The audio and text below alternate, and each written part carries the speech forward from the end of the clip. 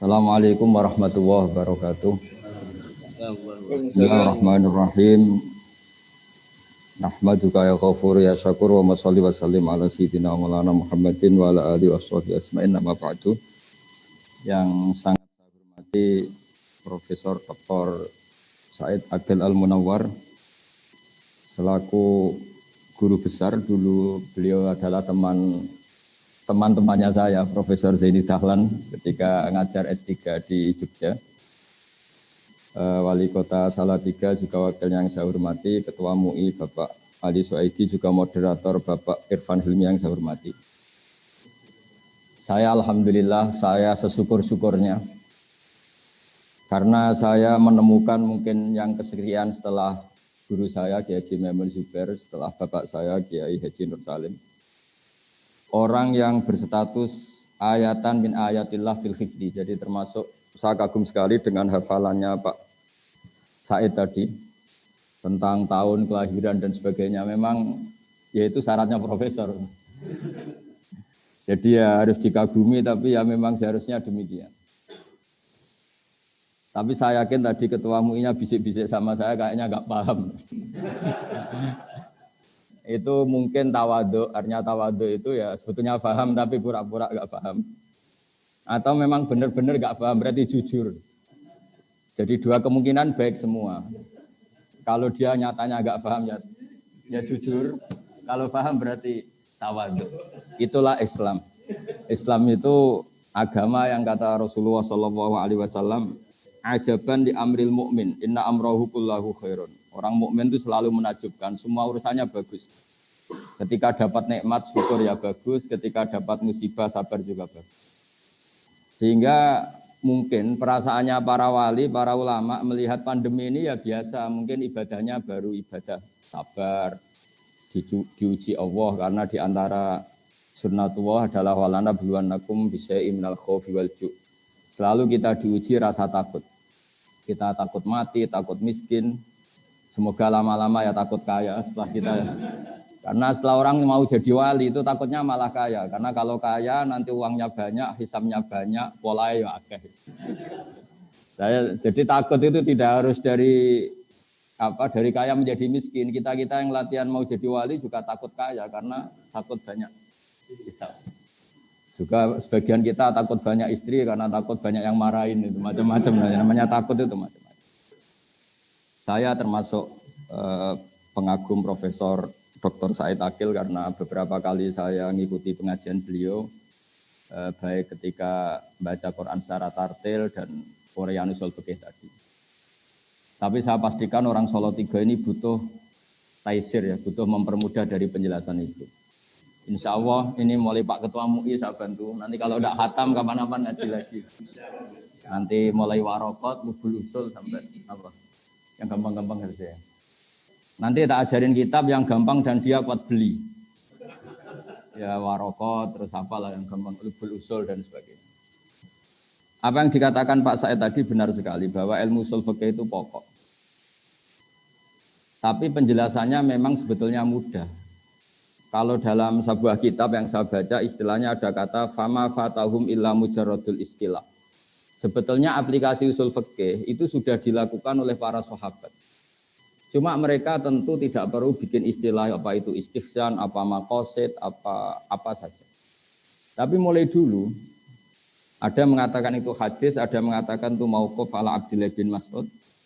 Mulai dulu perasaannya orang banyak adalah maro'ahul muslimuna hasanan bahwa indallahi hasan. Sesuatu yang menurut konsensus orang banyak itu baik, maka itu hakikatnya menurut Allah juga baik. Kenapa demikian? Karena kata Pak Said tadi, ada diam yang penting. Tidak semua sesuatu harus syariat berkomentar. Tapi ada wasakatan asya, ada yang didiamkan oleh syariat, tapi diam itu sendiri menjadi sumber hukum. Karena memang dari awal min ghairi nisyanin, bukan karena Allah lupa tapi rahmatan lakum. Itu sebagai rahmat. Dan alhamdulillah kesimpulan dari itu, kalau dalam bahasa nahwu disebut faktafrek, fala tabhasu anha. Ada yang kalimat riwayat fala tasalu anha. Berhubung itu didiamkan ya kamu jangan membahas. Jadi kalau kita tidak bahas bukan karena tidak bodoh, bukan karena bodoh tidak, memang nggak boleh bahas. Jadi yang pinter ya barokah karena memberi penjelasan, yang menang ya barokah. Memang dalam banyak hal nggak boleh bicara. Jadi ini saya tidak tahu, saya ini afdol saya apa afdol yang diam ini, karena memang sebagian masalah itu tidak boleh dibicarakan. Tapi saya pastikan ilmu ushul fikih itu hanya implementasi atau ekspresi atau apalah tatbiki dari perasaan adzauqus salim, perasaan yang salim. Saya mengkaji banyak ilmu balaghah karena memang tadi di antara syaratnya mufassir harus mengkaji balaghah. Pernah ada seorang khatib ketika itu menyitir ayat fawarabbis sama'i wal ardi innahu lahaqqum misama annakum tantikun. Demi Tuhan langit dan bumi, bahwa apa yang dikatakan Quran itu senyata-nyatanya pasti benar.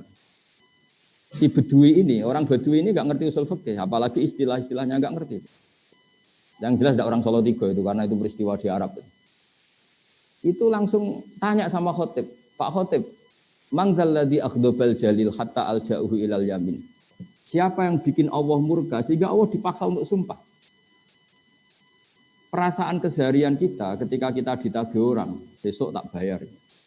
Orang itu masih gak percaya, tenang nih, besok tak bayar. Ketika lawan bicara kita kelihatan tidak percaya sekali, kita pasti sumpah. Wallahi, demi Allah besok pasti saya bayar. Di mana-mana namanya sumpah itu pasti ada jengkelnya. Jika dalam balaghah terus dibikin urutan. Jika lawan bicara kita sudah percaya, maka kalam tidak perlu dikasih taukid, tidak perlu diberi kata sesungguhnya.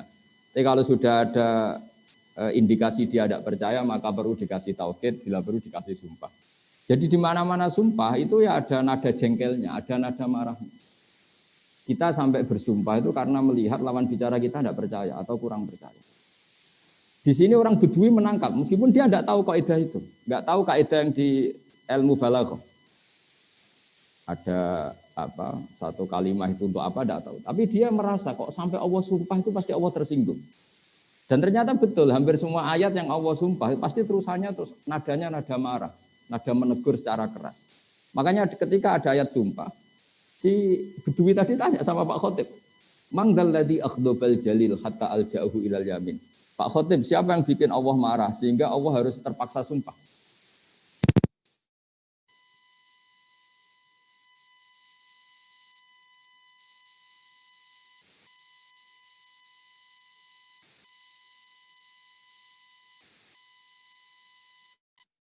Saya kan ulama, baik itu Nahu, Sorok, maupun apa saja, itu sebetulnya implementasi dari adzauqus salim, dari rasa yang benar.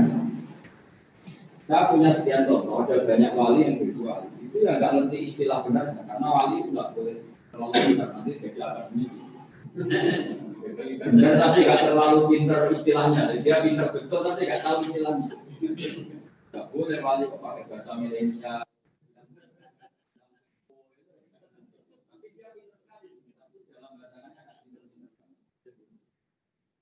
Ada seorang wali itu menjadi wali karena kalau wiridan demikian. Ya Allah, sungguh kau ini berat yang luar biasa. Setahu saya orang ngasih orang itu ya karena itu atau karena berharap suatu saat yang dikasih bermanfaat. Misalnya kita kerja di pabrik, jadi dimaksudkan ya karena kita kerja. Terus itu pekerjaan. Suara Gus Baha agak macet-macet ini, belum terdengar lagi sampai ke Salatiga.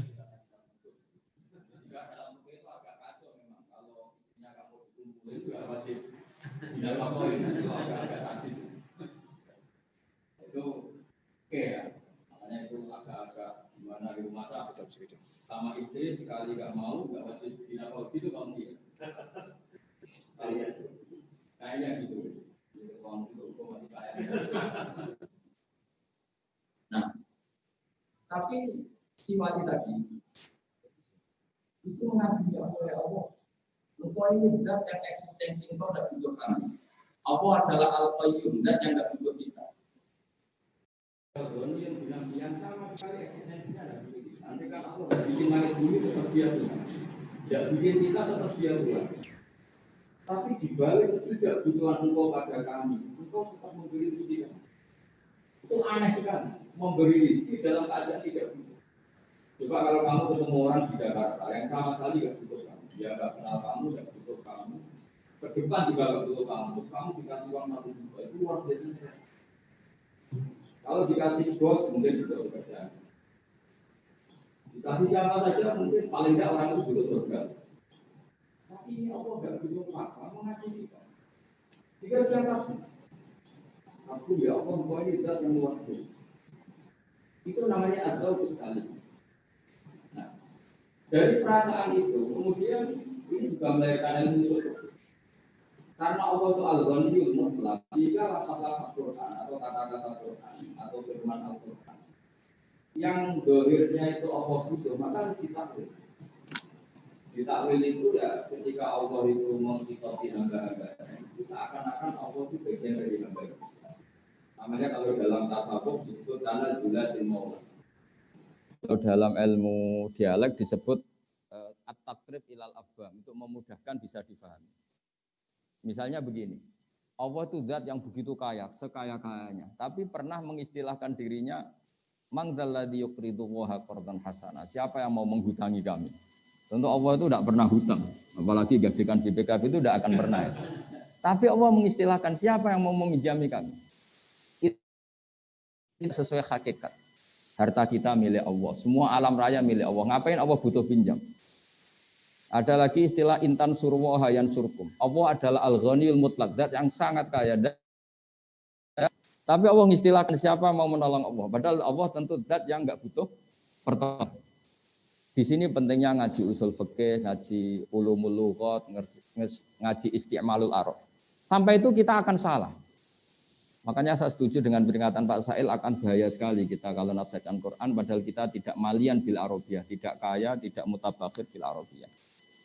Meskipun kita pasti putus asa, kalau ingin alim betul pasti sampai innalillahi wa inna ilaihi raji'un tadi. Tapi kita semua boleh berperasaan alim, bukan karena apa-apa. Karena sebagian ulama mengatakan karena az-zahir. Kebenaran agama ini itu azharu min samsi dzahira, lebih jelas ketimbang matahari di siang hari. Jika siapapun dia dengan segala keterbatasan, itu akan mudah sekali memahami agama ini. Ini barokahnya Allah bersifat az-zahir. Sehingga dengan Allah sifat az-zahir, orang paling bodoh pun bisa memahami Allah. Karena Allah punya sifat az-zahir. Meskipun tidak akan ya'rifuna kunhahu, ya'rifuna haqiqatahu. Karena Allah juga bersifat al-batin, sehingga tidak tersentuh sampai hakikat. Tapi yang perlu dicatat, agama ini adalah az-zahir. Karena Allah adalah az-zahir. Maka agama ini disifati liyudhirahu ala dini kulli. Agama ini begitu jelas. Sehingga ketika kita diperintahkan Allah sujud, kita berlogika itu gampang. Kenapa harus sopan sama Allah? Sama majikan kita yang ngasih makan beberapa hari saja kita harus sopan, apalagi sama Allah. Andai kan kita diberi kontrakan gratis, dikasih makan orang gratis 1 bulan saja, terima kasih kita tidak selesai-selesai.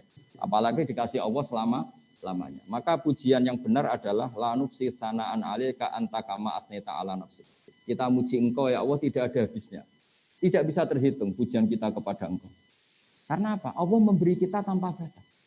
Nah, aturan-aturan atau anjuran agama supaya kita muji Allah tanpa batas ini aturan yang andekan itu tidak diatasnamakan agama. Kita pun akan mengatakan itu aturan yang benar. Maka li syiddati zuhuri hadatin, sampai ada pepatah laulam yakun maja'a bihi Muhammadun dinan lakana fi aqlin nasi hasan.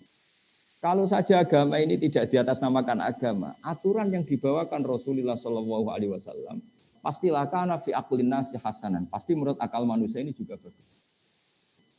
Seperti contoh di fikih misalnya iddah. Enggak kebayang andekan dalam cerai itu tidak ada iddah. Misalnya malam masih hubungan intim, pagi bentrok, langsung cerai. Nah, itu kalau langsung dinikahi orang lain, kita nanti bingung. Ini anaknya siapa? Ini produk lama apa produk baru? Apalagi anak kecil tuh wajahnya agak jelas mirip siapa. Kalau di DNA kan ribet. Tapi barokahnya ada iddah, ada kepastian baro'atur rahmiha. Sampai perempuan ini benar-benar terbebas rahimnya dari sperma zaut awal atau suami pertama, baru boleh nikah. Jadi iddah ini penting. Kita sebagai ahli fikih akan mengatakan setidaknya mengatakan li baro'atur rahmiha. Tapi kita ini tidak ahli fikih saja, tapi juga punya ubudiyah, punya kehambaan kepada Allah.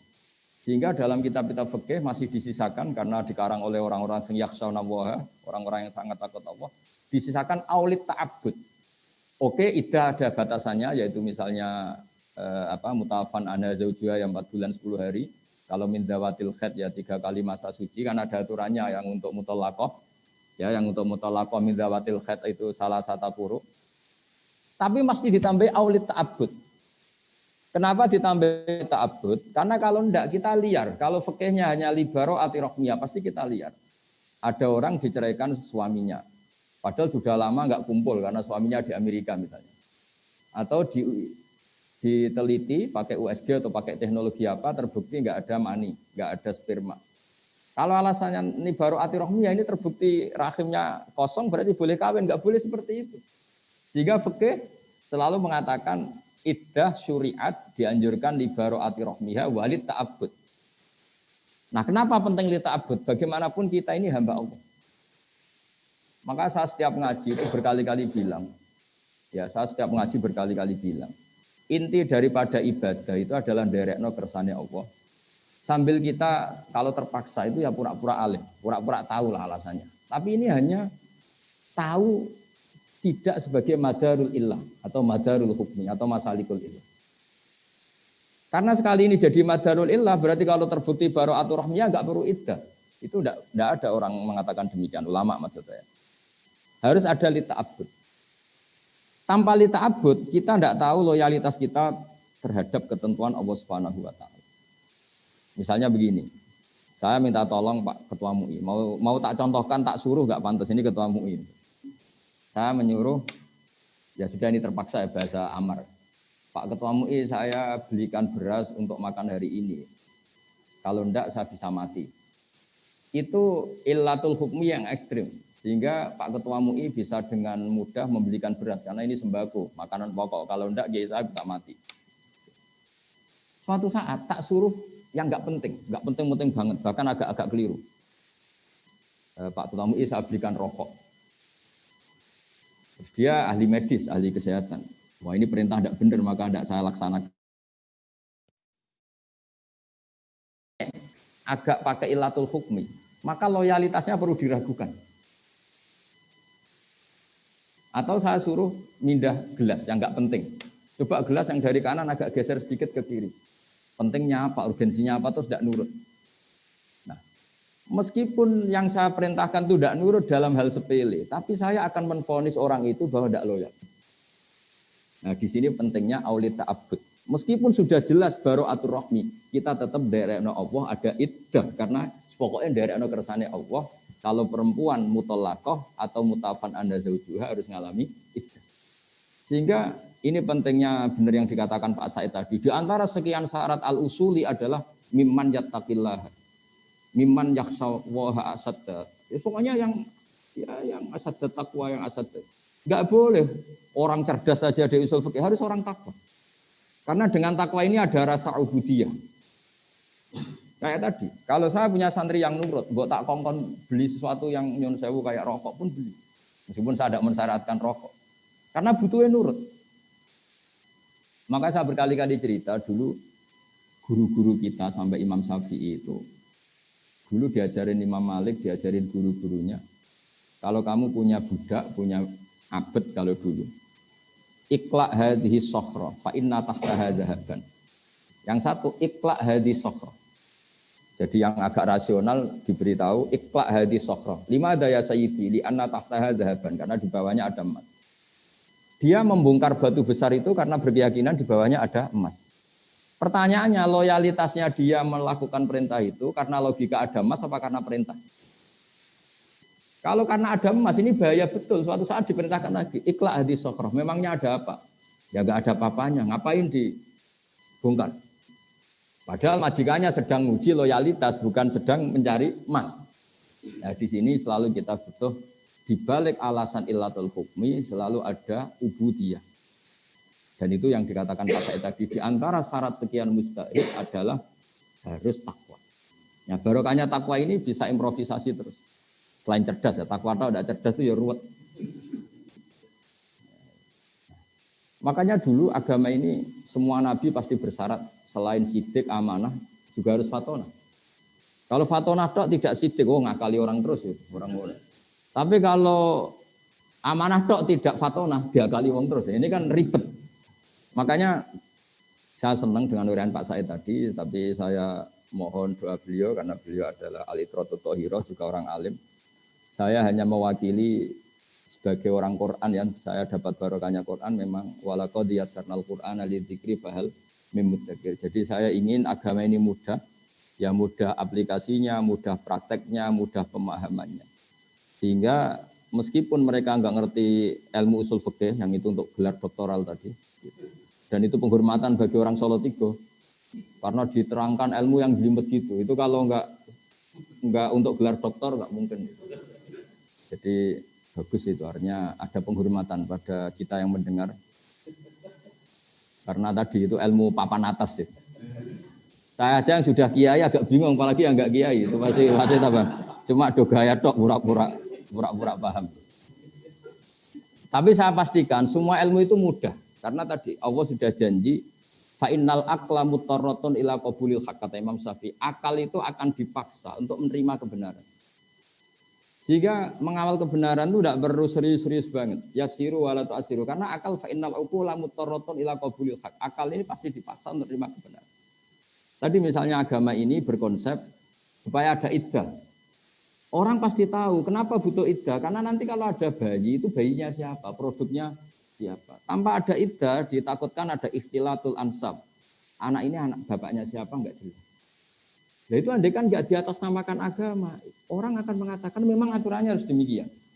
Sebab itu agama ini sebagiannya disebut Allah fitratallahi allati fataran nasa alaih. Agama ini agama apa? Agama menurut logika manusia pasti benar. Orang normal, maksud saya ini bicara orang normal. Haramnya khomer juga demikian. Kenapa khomer haram? Ya karena khomarul akal.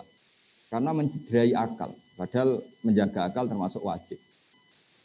Lalu yang dikatakan khomer apa? Ya dulu asirul inab. Dulu itu ya inab yang diperas. Lama-lama kenapa haram? Lah ini ilatul hukmi. Ya karena yukhomirul akla, merusak akal.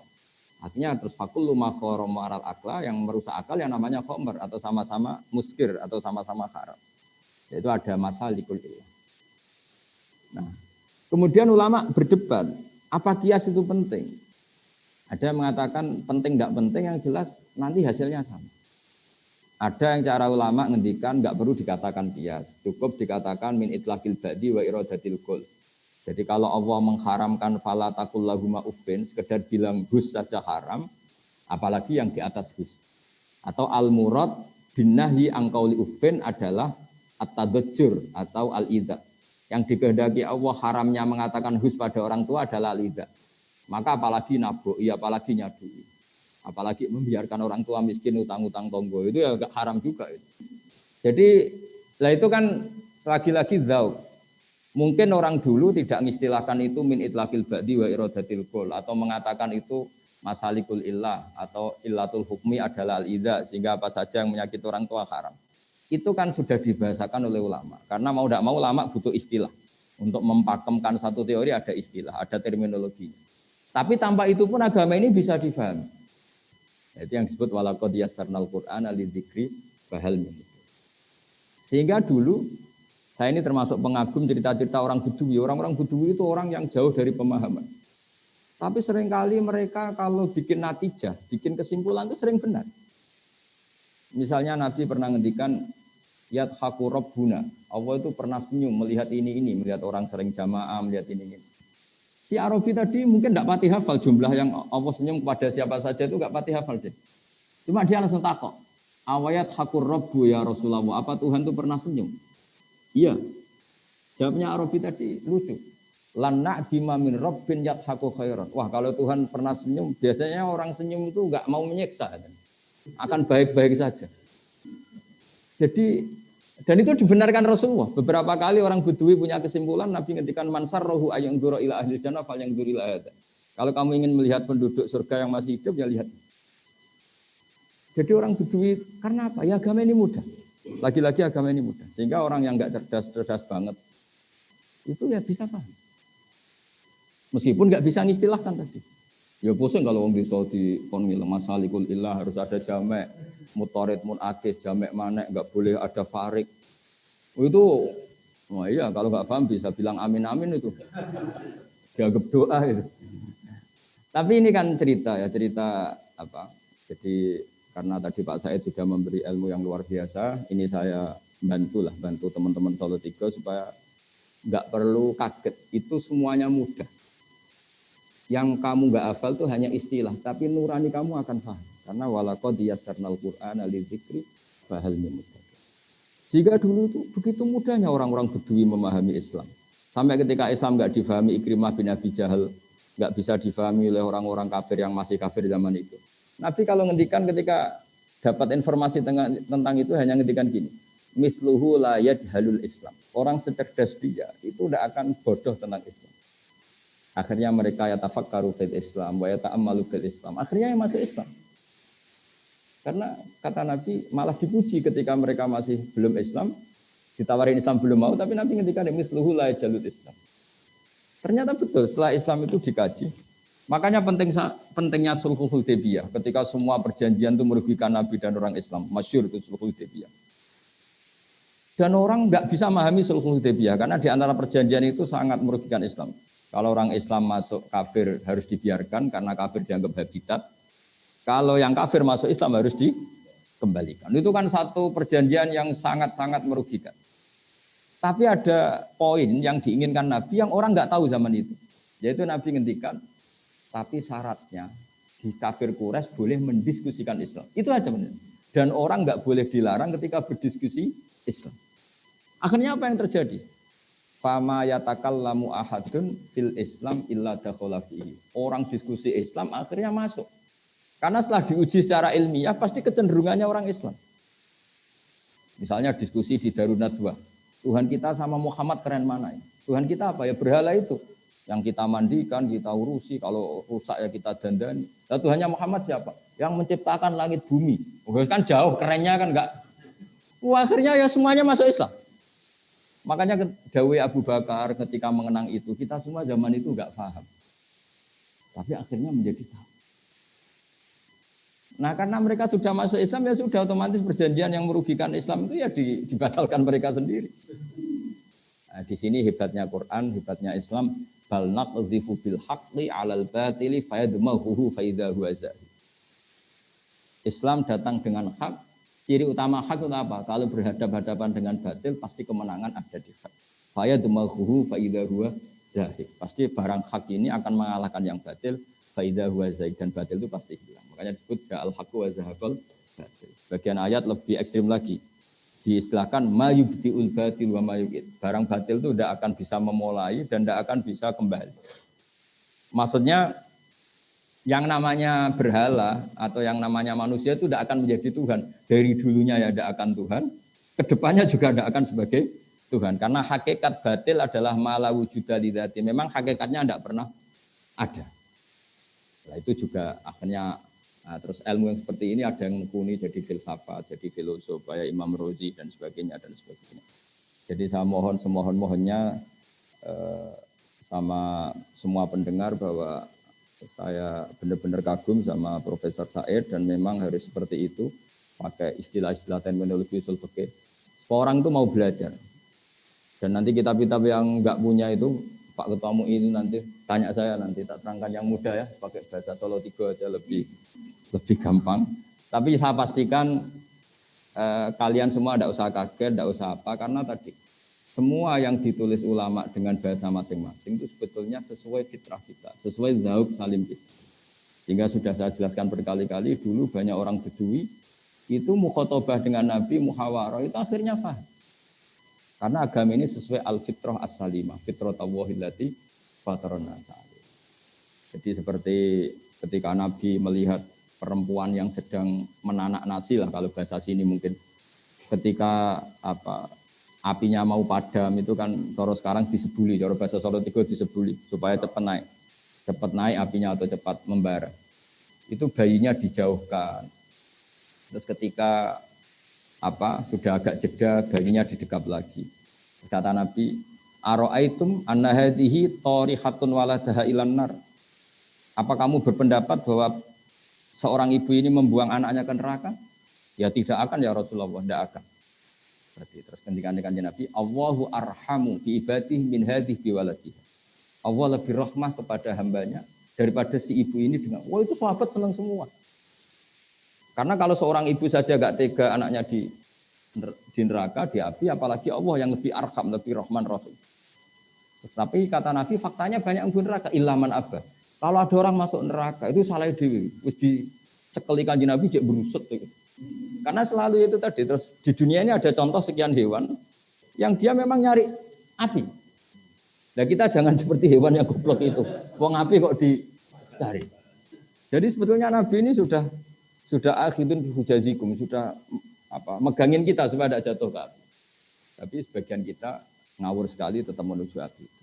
Jadi ini pesan saya supaya ilmu dari beliau, ya kita semua minta restu beliau, minta doa beliau dari Profesor Said supaya barokah. Saya sebagai yang muda membantu lah bahwa itu mudah.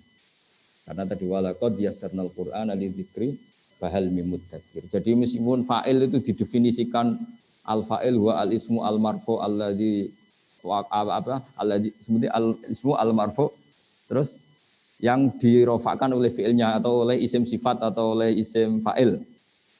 Itu kan kayaknya susah, tapi orang Arab ya sudah bilang ja'a zaidun. Jadi misalnya al-ismu al-marfu al-madhkuru qablahu fi'luhu ya. Kalau dalam jurumiyah, tapi kalau di alam alfiyah tidak harus fi'il, tapi termasuk isim fa'il. Ya. Kelihatannya kan susah, tapi setelah kita ngaji ya orang Arab tetap bilang ja'a zaidun, ra'aitu zaidan. Tapi kalau ketika kamu nerjemahkan al-ismu al-marfu'u al-madhkuru qablahu fi'luhu. Itu kan kalau maknanya bingung, isim yang dibaca rafa, yang sebelumnya disebutkan kata fi'ilnya. Oh itu kan kayak bulat. Jadi ya sudah, tapi lama-lama prakteknya ya gampang. Makanya terus orang Arab kadang pakai mausu'ah. Mausu'ah itu ya pokoknya ngono. Timbang latihan bahasa Arab Indonesia kesuwen kon kerja ning Arab Saudi sak tahun mulai bahasa Arab. Karek dadani sithik-sithik nahu sorope gitu. Tapi kalau pintere bahasa Arab kan sudah. Ya karena tadi walaqad yasanal Qur'ana lidzikri fahal mudzakir. Ya saya kira demikian. Terima kasih. Assalamualaikum warahmatullahi wabarakatuh.